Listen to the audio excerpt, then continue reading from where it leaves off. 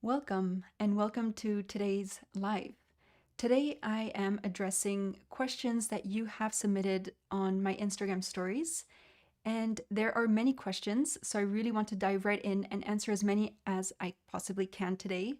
And if you do want to ask a question that you want me to answer here, make sure that you keep an eye on my Instagram stories since that's where I pick the questions from. All right. If you do want to leave a comment on this live, please just make sure that you are subscribed. That's how you can make sure you can leave a comment if there's anything that you want to leave on here. Perfect. All right. So, first question that I'm answering today is what's the proper mindset in dating at 36 years old coming from a failed engagement? So, first things first, I'm sorry to hear about the relationship ending. And when you're coming out of a commitment like being engaged, there's three things that I'd be looking at. There are three things that I'd be looking at. The first one is if you're 36, I'm assuming that you feel like the clock is somehow ticking, that time has passed, and now you have to start all over again. I'm just assuming this, having had conversations with people in a very similar spot as you and also having had clients go through the same thing. So if you resonate with that type of, if you resonate with the clock is ticking, if you feel like time has passed and you have to start all over again, I know it's easier said than done. But when you come to the end of a relationship and it has gone so far as to being a commitment where you have been engaged, even maybe for some of you, you're coming out of a marriage or maybe a very long-term relationship. So whatever situation you are in, if you're watching this or tuning into this, I do want to say that, again, it's easier said than done, but I'd first recommend to let yourself have some space to process the breakup because you do want to then go with the following things that I'm going to say. It will help a lot with the mindset. So first things first is, I know it's easier said than done, but if you're coming out of a commitment like being engaged, let yourself space and time to process that.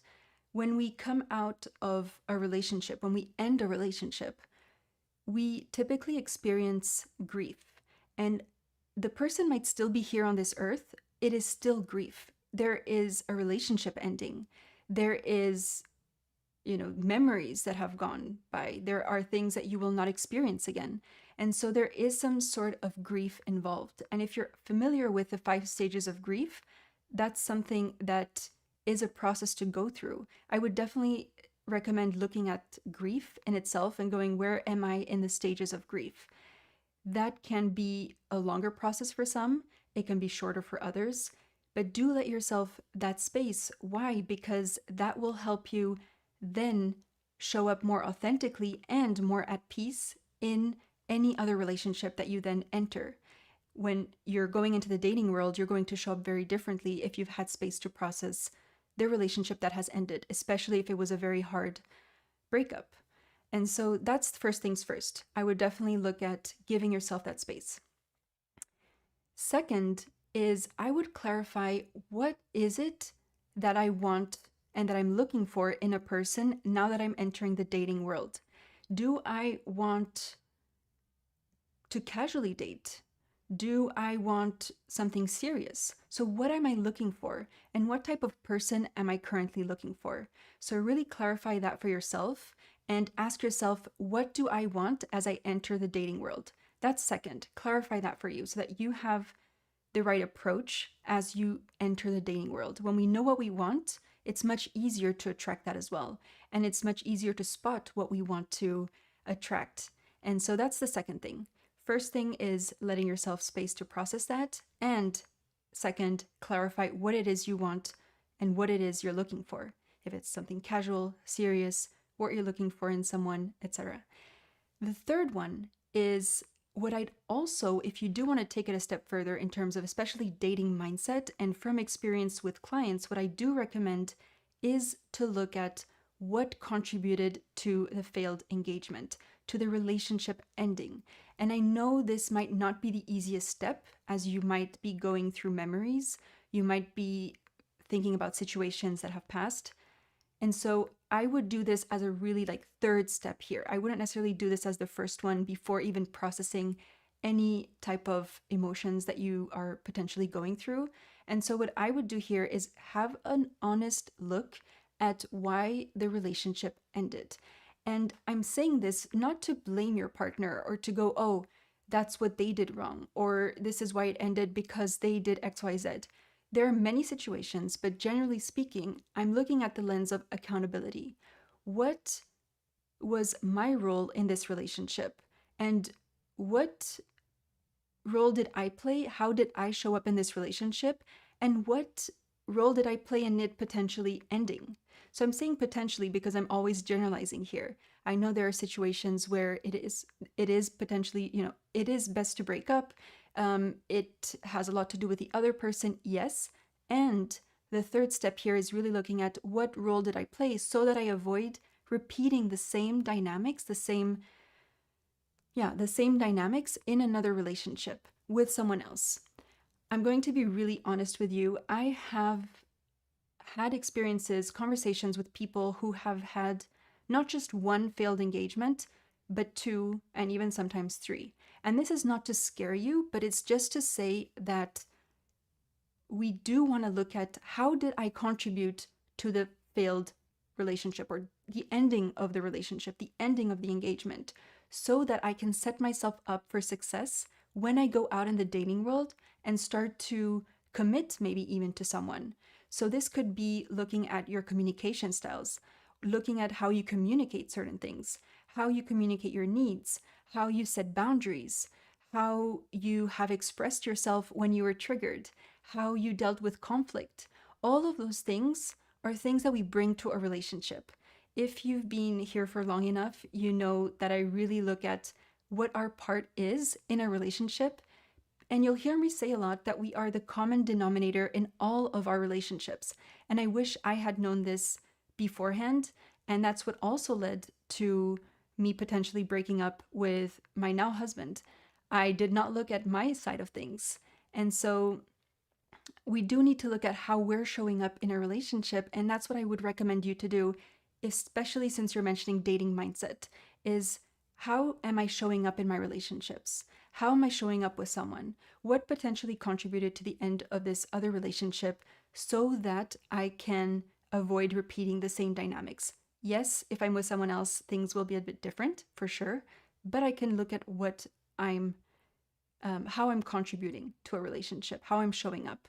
That is one of the most important things that you can do, in my opinion, and also from experience, so that you don't repeat the same cycles and kind of keep repeating the same dynamics and the same experiences. Because what I've noticed is you can be with different people, but again, the way you show up is pretty consistent. The patterns that we bring are consistent. We bring our communication styles, our conflict styles, our boundaries, our expectations to a relationship. And so that is the baggage that is common regardless of the person that we're with. And so that's what I would look at. That's what I would look at. And also, I have seen clients attract amazing partners once they've gotten very honest about how they showed up. And they worked on breaking unhealthy patterns that they were bringing that contributed to the breakdown of their relationship. So this is not necessarily the easiest, but it's a really essential thing if you're looking for long-term success. That's what I would really, really recommend, is looking at these three things. Again, first, letting yourself process.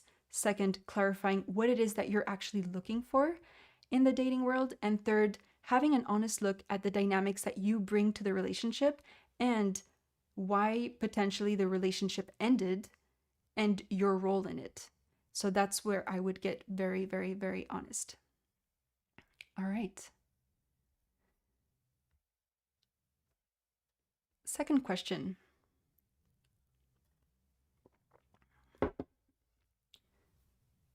Second question is what to consider before moving in to be together after doing long distance. Okay, so this will apply whether or not you're in a long distance relationship and you're considering moving in with your partner. 4 things here.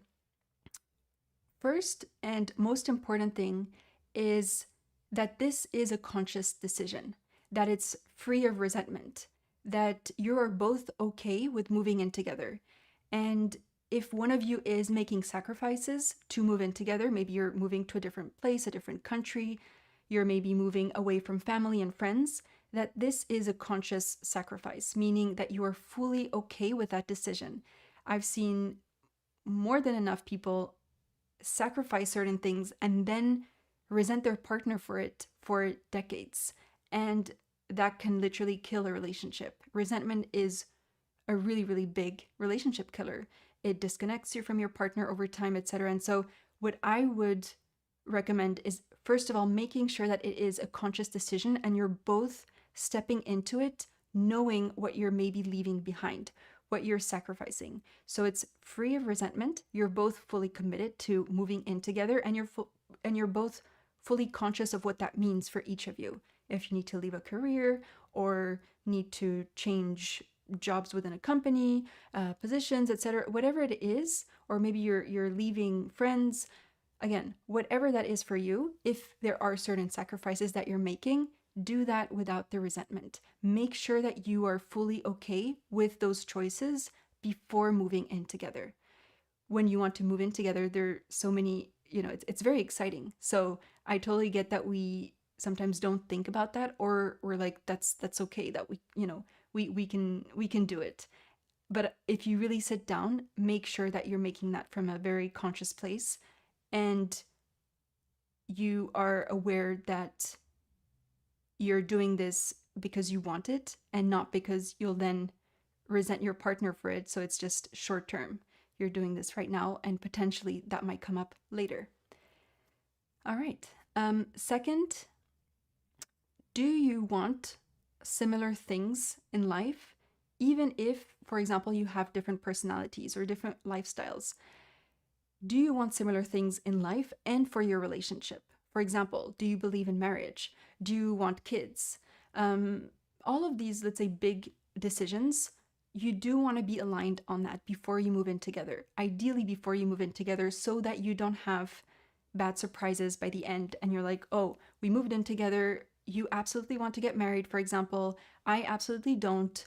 And that's where the big question is, what do we do? So that's where I would look at the big important topics. Do we want similar things on those?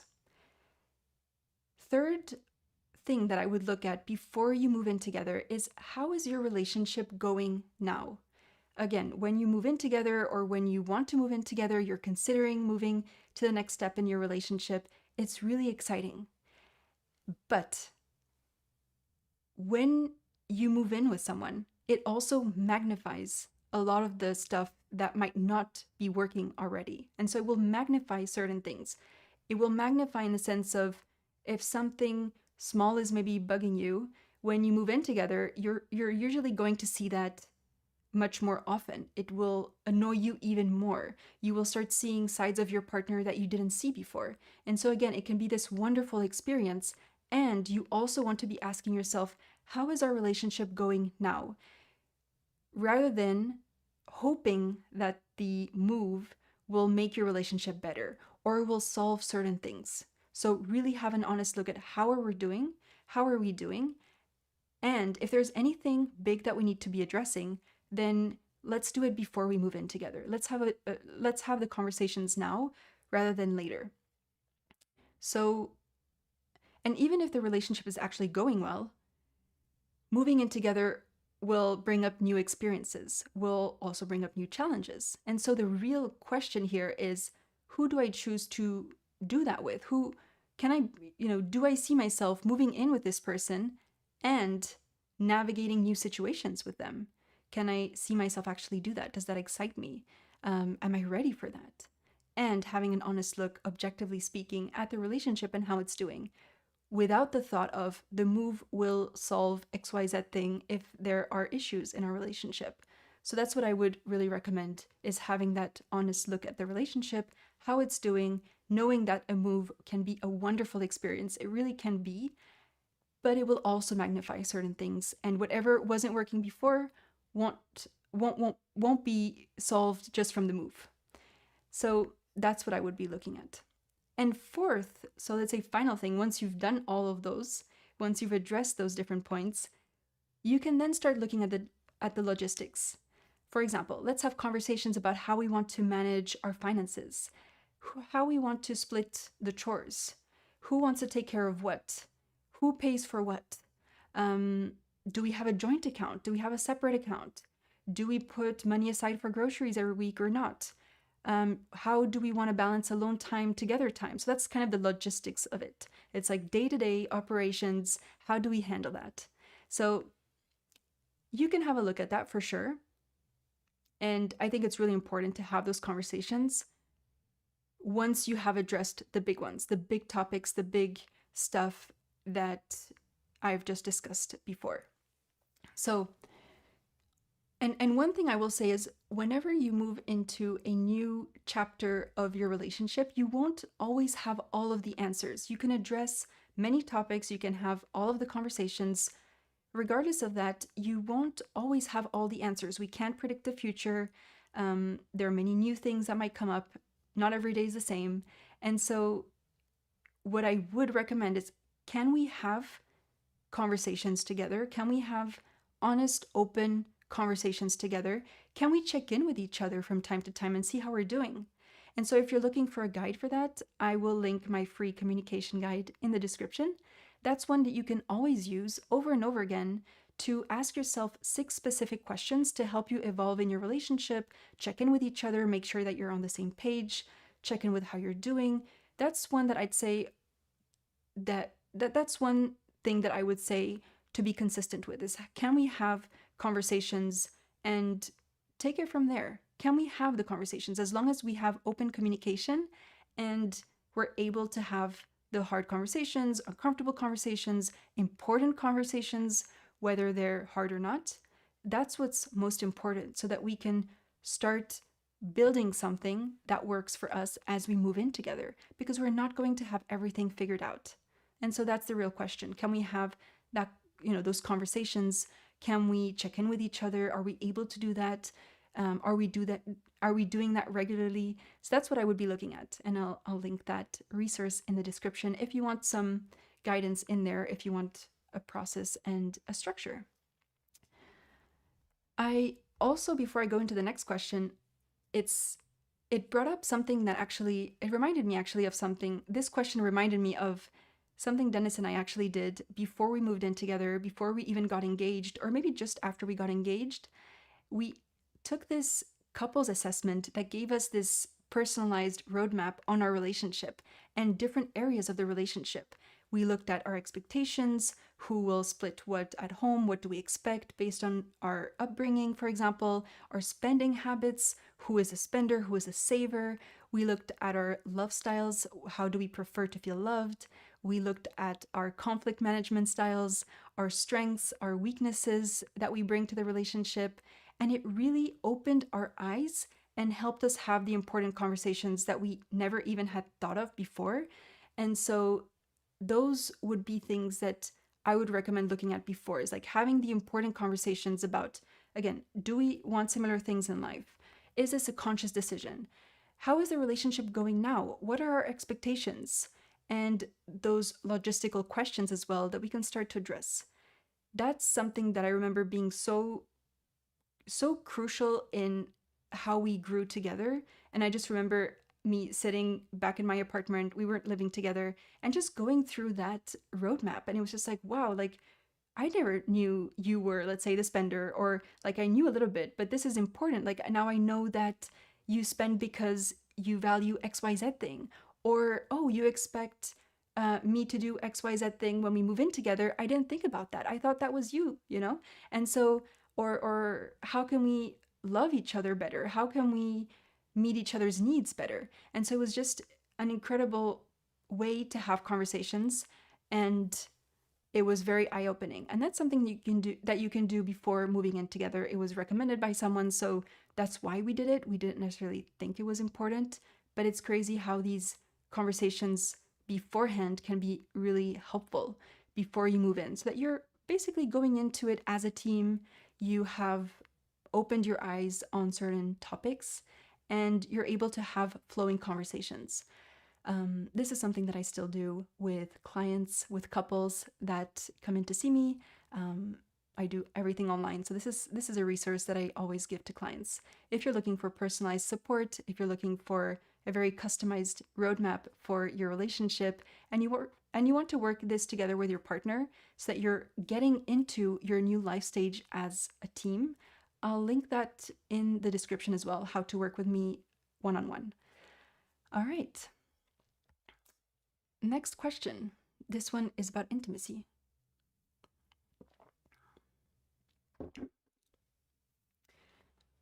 So, third question, how to take sex with your partner from bad to good?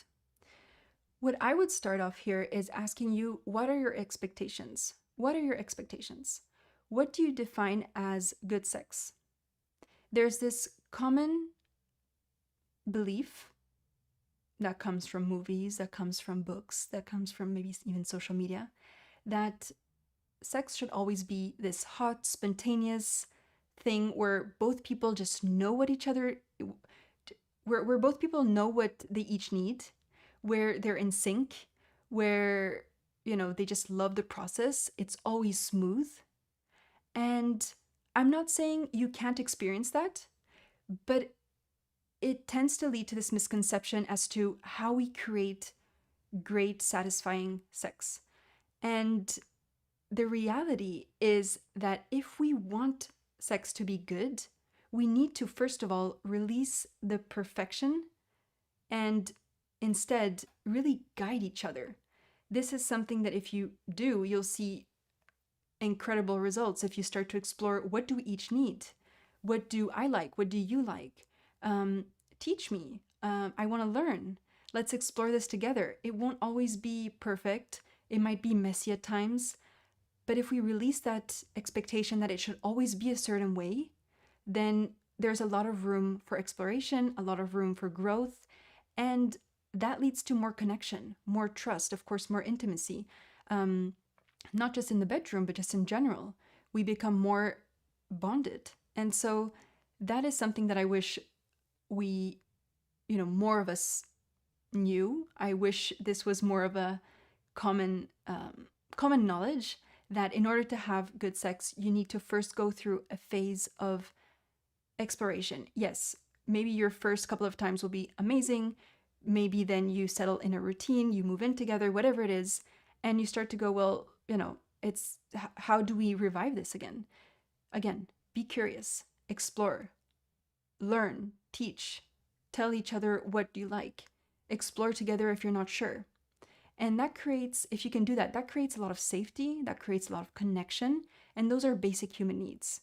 If you want good sex, you want to also do that in a way that meets your most basic needs of safety, of connection, to feel like you matter, to feel like it's exciting, like there's some variety to it, that there's some spontaneity to it, yes. And again, releasing that perfection, that it will always be this picture perfect time that you'll have together. And so that's what I would say, first of all, is releasing the perfection, looking at what you define as good sex is something that I would definitely look into, and exploring together, making sure that you are looking at this as, what does good sex mean to us? And what do we need? What do we want? What are our expectations? Can we talk about it? And in the process, even teaching each other, telling each other, I like that, I don't like that. As simple as that. Communication is super important, even when you have sex. So it's really important to have that. And I know that's not what movies depict. Everything is just smooth and everything is just perfect. That's not reality. Yes, it can be like that sometimes, absolutely. But if you're looking to take it from bad to good, that's what I would suggest. I would also add what is happening outside of the bedroom. How do you interact on a day-to-day basis? Do you feel loved? Do you feel appreciated? Do you feel wanted? Do you feel seen? That also plays a role as to even how ready you feel to take sex from bad to good. And so if you're looking to shift things in the bedroom, I'd also look at what happens outside the bedroom. That can also influence what happens inside. Not always, but for many people it does. And so look at what is happening, if you can improve what's happening outside the bedroom, if there are certain things to improve, so that you can look at ways, or so that you can have your needs met also outside. Sometimes when our needs are not met outside the bedroom, it's hard to put in the effort in the bedroom. And so depending on the situation, that can be the case. And last thing I'll say for this one is, and I'm saying this from experience, this will resonate with some, will not resonate with all, but if this does resonate, I would look at identifying obstacles. What might be getting in the way of you having a good sex life? What is it? It could be a belief, it could be trauma, it could be miscommunication, it could be so many things. So really depending on the situation, of course, look at what could be an obstacle. What is getting in the way? And can we address that? Because that is very personal to your relationship and to your situation. Next question. How can I navigate the feeling of loneliness in a long-distance relationship?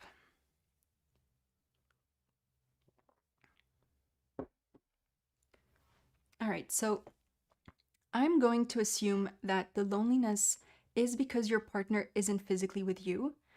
If we were to have a conversation, if you were my client, I'd be asking you why you are feeling lonely, because loneliness, especially during a long-distance relationship, can be for different reasons.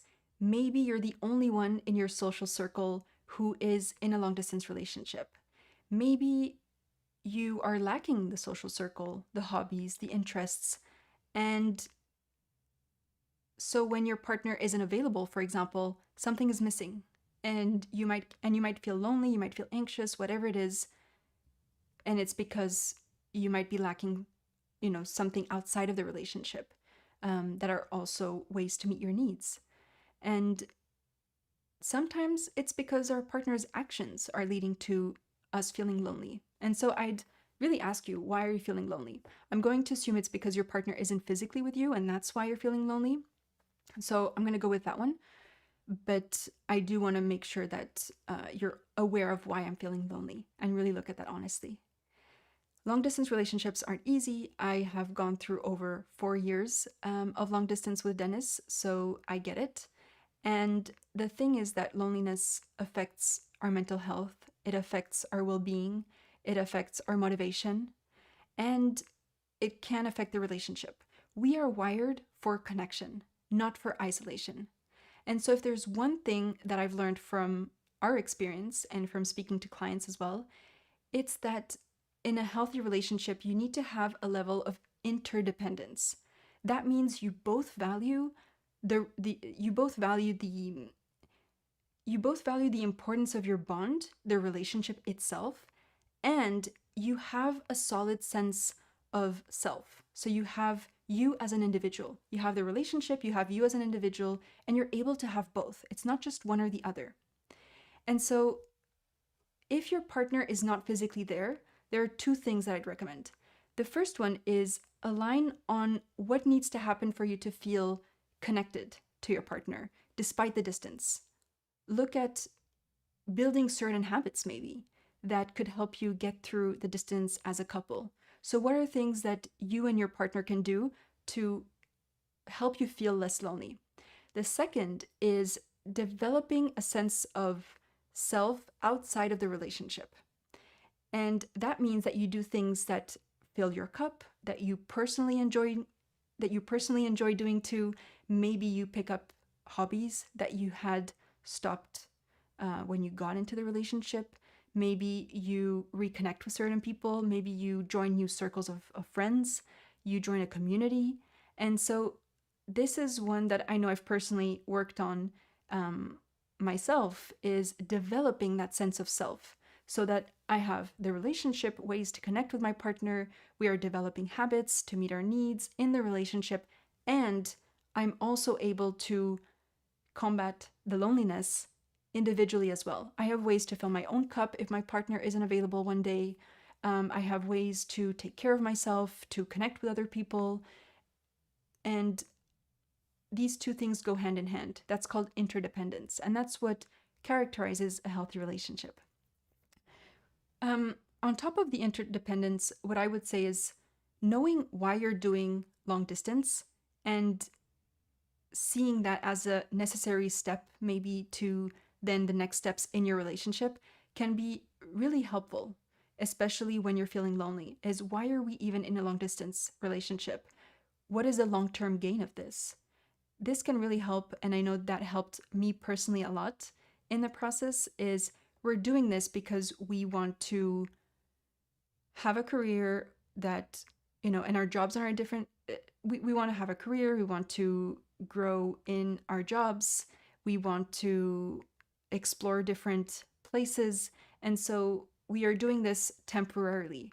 And knowing that really helped with the loneliness. Is whenever I'm feeling lonely, I'm also going to think of why I'm in this position and why I am doing this. Because some people have said long distance relationships don't work. Some people have literally told me the long distance relationships just don't work. You're wasting your time. Why are you even doing that? It's just so hard. And so it really helps to know why you're doing it. I do have a whole series on Instagram about long distance relationships with quick tips that you can implement right away to feel closer to your partner, to better navigate that. And because of popular demand, I've also created a whole masterclass on that so that you know how to get started in a long distance relationship if you're considering it, how to navigate it, how to stay connected with your partner, and we really go deep in it. So you can have the quick tips on Instagram if you want to take it a step further. Definitely check out the masterclass that I'll link in the description below. All right, next question. This one is about trust.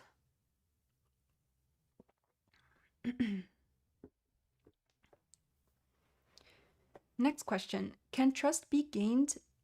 Next question. All right, so let me just check that I have the right one. All right. Next question. Can trust be gained back in a relationship after a break or after a breakup? What to do when I'm in no contact? What to do when I'm in no contact? Yes, trust can be gained back if you're both willing to give it another chance. It's not the easiest process, but it's possible. I'll link a video in the description that walks you through 5 really important and even essential steps if you want to rebuild trust. Again, it's a process. I talk all about it in there, but it is possible if you do have those 5 steps in place. Then, when in no contact, what I would do is focus on you. Fill your cup. Do things that fill your cup, that give you energy, that give you a sense of certainty, safety, because in a time where you're in no contact, there is a lot of uncertainty, maybe even anxiety involved, worries about what the future will look like. And so give yourself space to actually fill your cup and do things that give you stability, that give you predictability, that give you safety. That's a really important need, especially if you're feeling a lot of uncertainty in these times. That's one thing. And then, depending on the situation, you can still let your partner or ex-partner know that you're there when they're ready. For example, they're ready to talk, they're ready to have a conversation, they're ready to meet again. But if someone has clearly expressed that they do not want contact, or there is a no contact rule, there is a no contact period, it's usually best to respect that, because respecting that can actually create more trust. If you break that boundary, if you overstep that boundary of, let's say, the no contact rule that they have set, let's say that they have needed, if they need the space, then that can really break trust, and that can push them even further away, and that can lead to resistance as to even coming back into contact. So if they have set that boundary, I'd respect that. If they haven't necessarily been clear about that, then I'd drop in and say, hey, just wanted to let you know that I'm thinking of you, etc. I'm here, and I'm not sure what the response will be. Every person is different, but if that feels appropriate in your situation, then that's something that you can also consider. So when in no contact, fill up your cup, make sure that you do things that give you that safety, stability, and you can always reach out if that is appropriate in your situation. But if the person has set a strong boundary around that, then respect that, because that can actually help create trust, or at least help create that respect towards their boundary is helpful. If not, it can lead to resistance. I will be talking about breaks in a separate video because it is quite a hot topic. I have to say, I get a lot of questions about breaks and what to do in a break, if a break's actually healthy, what my opinion is about it. And so I'll create a video on it pretty soon to share the benefits that a relationship can have from taking a break and common mistakes that people make that actually sabotage the whole purpose of taking a break.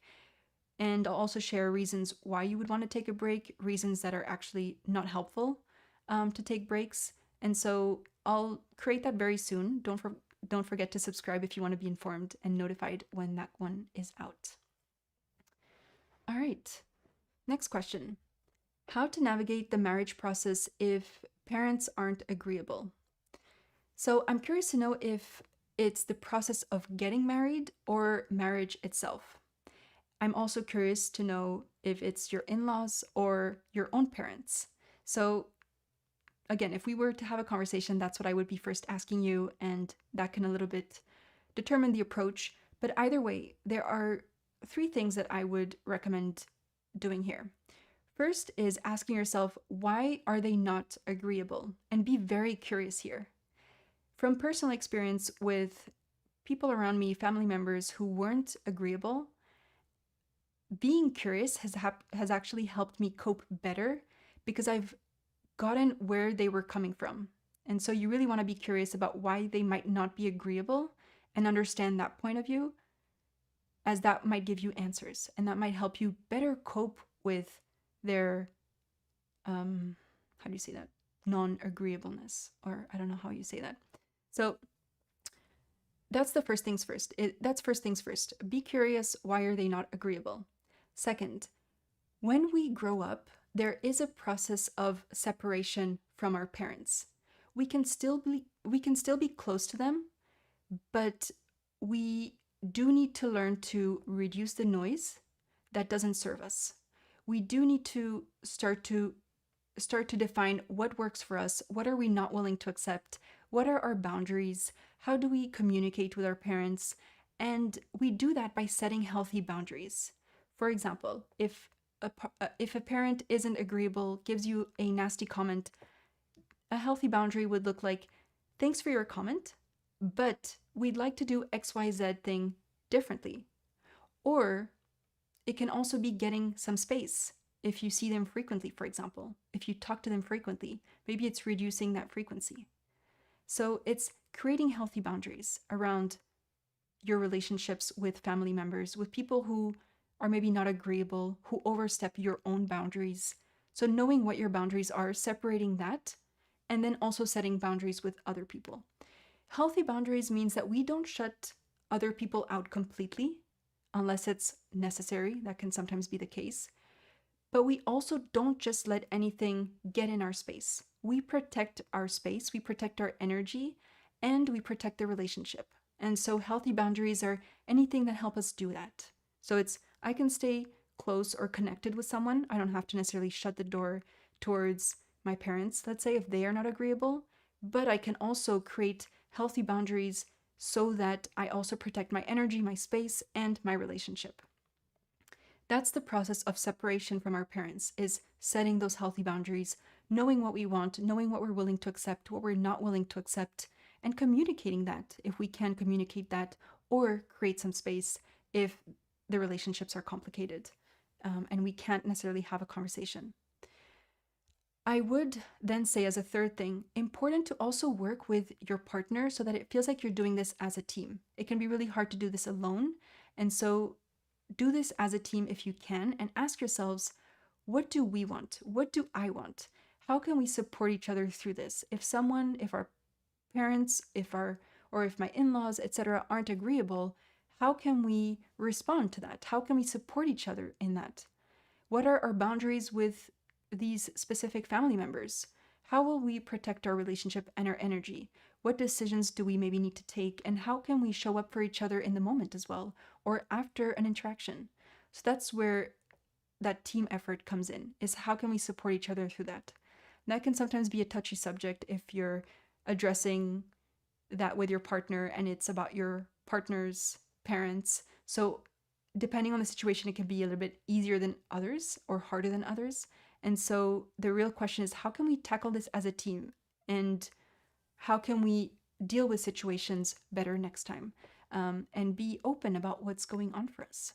So that's how I would start off.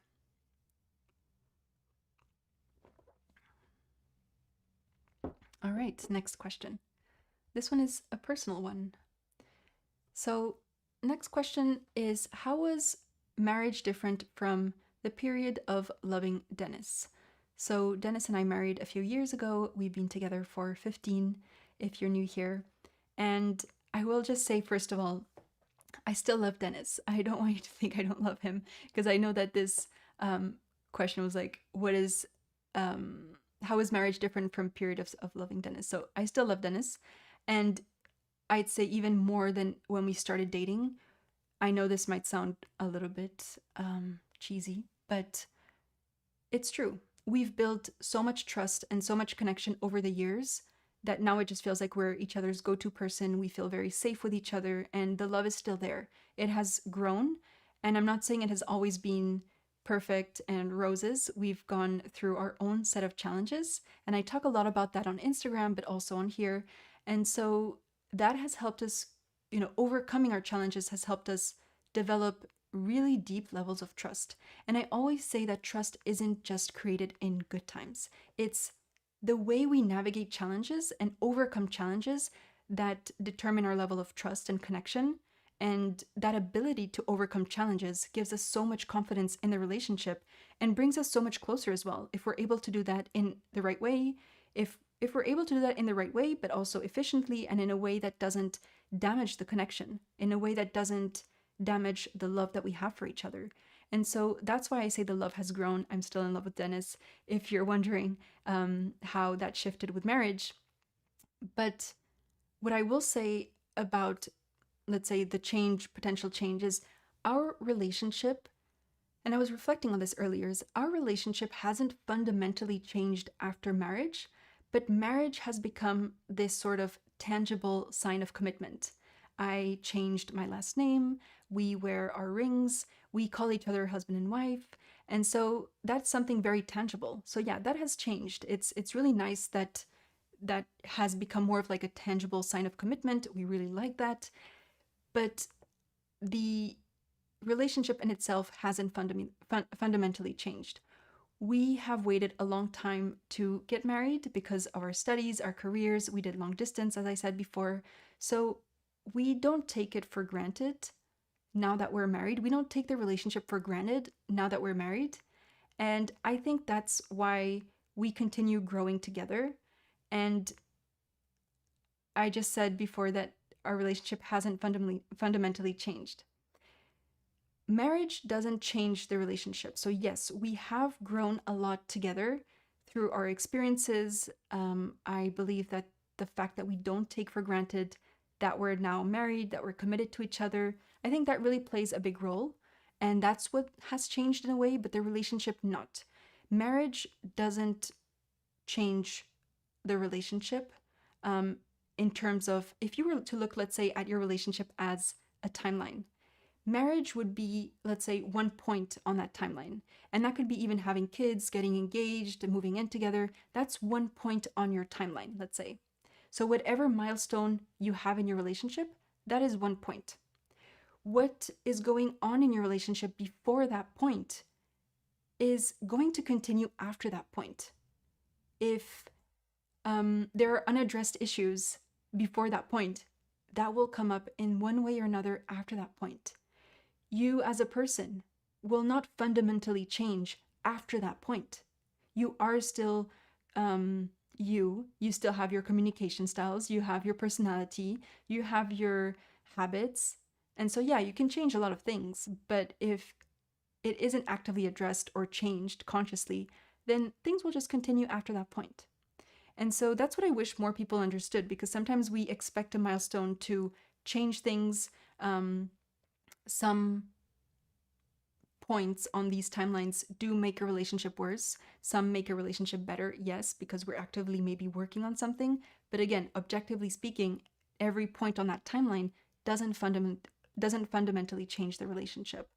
And why? Because our, let's say, the habits that we bring to the relationship are habits. And so it's really hard to change habits. It's possible, of course, but we bring our patterns to a relationship. We bring our habits. We bring our coping mechanisms. We bring, as I said before, our communication styles, all of that. And so those are hard things to change. And so, yes, we can marry, we can be engaged, but fundamentally, we are us. And as long as we don't actively address something, then things won't magically change after we reach a certain milestone. I remember thinking that getting engaged would just be this ultimate thing where after that it would just be the honeymoon stage again. It was amazing. We had a nice high for a while, but then it's like it goes back to the baseline. I'm not saying it was bad, I'm just saying it goes back to the baseline. Then life continues and then there's the next milestone, and that's kind of the thing is yes, the relationship can get better, it can also get worse, but you want to look at these points as points. And great, we got married, we got engaged, whatever it is, but how is the relationship there? And I think we focused so much on making sure that the relationship was strong before we even got engaged. And I mentioned before the couples assessment that we did. We learned about our love languages, we learned about our needs, we learned how to communicate better. And that's why I say today that our love has grown, that I truly feel at peace being married to the person I'm married with today. I would not want to change that for anything because our baseline is really solid. And that's why I'm doing the work that I do. And so it's a wonderful thing to be married with my now husband, Denis, because the relationship is really good. And yes, we have our highs, we have our lows. There are days we annoy each other. There are days we have a miscommunication, we have an annoyance. Yes, we also have amazing moments together. And that's been the work of the relationship, that timeline that I was mentioning before. We focused more on that rather than just reaching these different milestones. And so we postponed marriage for a long time and we really focused on making the relationship a really good place, a really safe space, a place where we could be authentic, where we felt connected, where it was something that kept growing. We were told many times that marriage would just make things worse. And after we got married, it would just go downhill. And that was just before getting married. So it was really interesting to go, interesting to see how that's a common belief that society has. And so we're not going to accept that. We're going to continue working on the relationship, going to continue learning how to make it better and how to be better partners for each other. That's where our focus was. And so that's why I say marriage hasn't fundamentally changed the relationship. It's a beautiful thing. We're really happy to have gotten married. That's that tangible commitment. And we love that part of our relationship. But the relationship in itself has been more of the focus. And so that's one of the learnings that I've had with the different milestones that we've gone through, and also seeing clients go through different milestones. And yeah, that's what I would share. So, how was marriage different from Period of Loving Denis? Um, it's different in the sense of it's that commitment, but the love has grown and the relationship has just gotten better. And it's not all picture perfect all the time. We're human. And at the same time, it is better than it has ever been. And so I'm really happy to have gotten to that stage of commitment and that stage of marriage. But I wish I had known that milestones don't fundamentally change the relationship unless you actively work on something. And so that's been interesting to go, what is going on behind the scenes, regardless of the relationship status that you're in. Not everyone wants to get married. Not everyone wants to get engaged. Not everyone wants to have kids. And so it's a very personal question. Do I want to get married? Do I not want to get married? And what I always recommend is looking at the relationship more than the next milestone that you want to reach. How is the relationship going? Can we focus on that? Because regardless of the milestone, is how is the relationship? All right.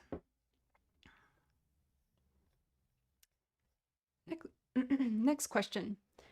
How to stop trying to correct each other and always being the one who knows better? 3 things here. First, when you're trying to correct your partner, when you always want to be right, when you always want to know better, first, remember what is more important: to feel close, to feel like a team, or to be right. What is more important? Second, know that there is no objective reality in any relationship. Each person has their own point of view, each person has their own way of doing things, and so thinking that you know better or you have the right way to do it is just one side. We always want to consider the other person's side as well, if we want to be in a healthy relationship and want both people to be understood and feel like a team. It's understanding that there are two people, two points of views, two ways of doing things, and so can we be curious first instead of judging each other and trying to correct each other? And third is thinking about the cost of continuing to want to be right, to want to be the one who knows better, to want to correct our partner. What's the real cost of that? If I keep doing that, what will it lead to? What could it lead to? Will it lead to us feeling closer, feeling more loved, feeling more appreciated? Or will it lead to us feeling more disconnected and less like a team, more resentful, more frustrated? I'd really ask myself, what is the cost here? Is it bringing us closer or not? Is it serving the relationship or not? Is it serving my partner and myself? No. And so I think that's enough of a reason to stop, to be honest, is looking at the cost of it. And part of you will still want to correct, will still want to know better, if that's you're talking about. It does that from past experiences. It does that because it has picked up on certain coping mechanisms. And so being right is one way to deal with situations. It's one way to respond to our partner. And it's a coping mechanisms. It's a coping mechanism that we've adopted due to past experiences. So I get it. We all have our own, let's say, go-to strategy when we get triggered, when our partner annoys us, when we want to prove a point, when we get annoyed. We have our coping strategies. At the same time, so we've developed a response. At the same time, I think of first, remembering what's more important. Second, remembering that there's no objective reality. And third, thinking about the cost. If I continue doing this, what will it lead to? What could it lead to? Is it good for the relationship or not? Good for us or not? And that will take practice to replace that coping mechanism. So what you can do every single time is simply take a pause. Before you respond, take a pause. Start noticing when you want to correct your partner. And literally pause, take a deep breath, and then you can go, how do I choose to respond? What's more important? Remember that there are two sides of a coin. And what's the cost? Like, is it really important for me to prove my point here? Or is there another way that I could respond that could be better for the relationship? Can I be curious? Can I be more understanding? Can I share my point of view and say it's my point of view? I don't have to say it's their only right way to do things. Do I really have to correct my partner in this moment? Or can I let them do their own thing? Is it really important for me to correct? Is it really necessary in this situation to correct them? So that takes practice. It's a muscle to build, and it's absolutely possible to build that muscle, but it takes intentional practice. So that's where I would start. I'm going to get to the last two questions here. The first of the last two is what to do if one person has trouble expressing emotions.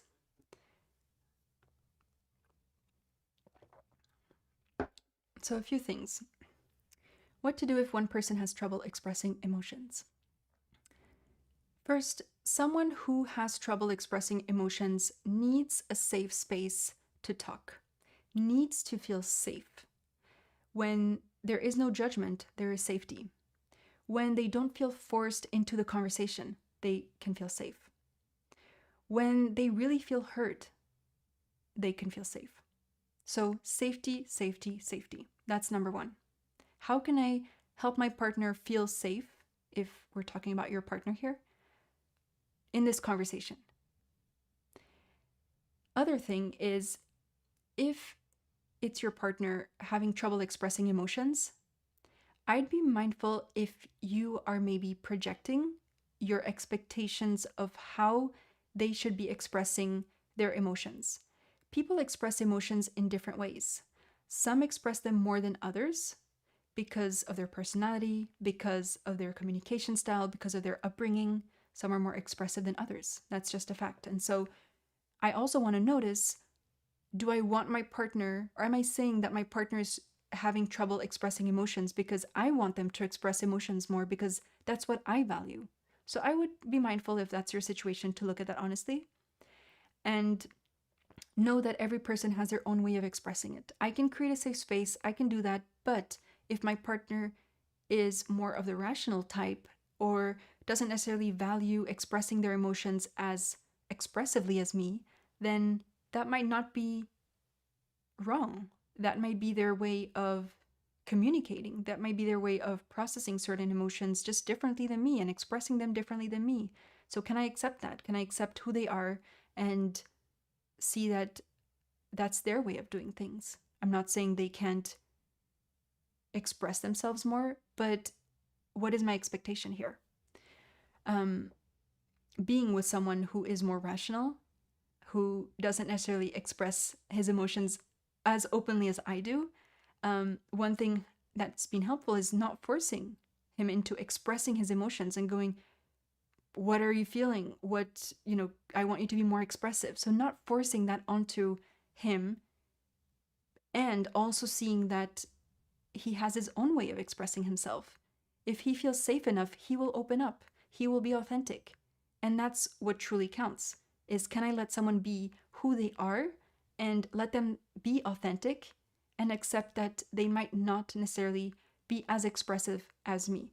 So take or leave what I'm saying, of course, depending on your situation. But keep that in mind. Create that safe space. Make sure that you are creating safety for someone who has trouble expressing emotions. There are many reasons why someone might not be safe, might not be able to express their emotions. It could be, again, personality. It can even be trauma. It can even be things that they have not learned how to do. And so, can I understand my partner first and then go, what is the best approach here? That's what I would recommend. And last question I'll get to. I hope I've gotten to many questions today. Would you do long distance now if you had to? So I mentioned that we did 4+ years of long distance with Denis. At some point, he was in London, I was in Switzerland. At some point, I was in Asia and he was in Switzerland. And so our paths kind of crossed there. So a few years of long distance. I'd say yes, if it was because either me or him wanted to pursue a big dream, wanted to pursue something that required us to do long distance again, then we'd do it. Just because we would want to avoid the resentment of not taking up an opportunity that's really, really important for us. And that's what we did beforehand. That's why we did long distance. We were in that mindset of, we might as well do it now so that we don't regret it later and so that we don't resent each other for not taking up an opportunity that was really important to us. And so, again, if we were to do it again, it would have to be for something that's really, really important to us. I'd say at the same time, it's not ideal because now we love living together. We have postponed living together for 12 years. But again, I know that we'd rather pay the price of the distance now than the price of regret later. And again, that approach really helped us during the long distance years. So if you're going through a long distance relationship, if you're in one right now, or you are considering one, I'd always look at, why are we doing the distance?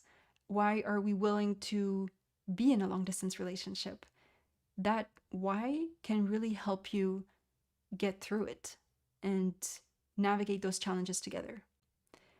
All right. I believe I have gone into about 10 questions. I will be addressing more in future Q&As. So again, stay tuned on my Instagram stories.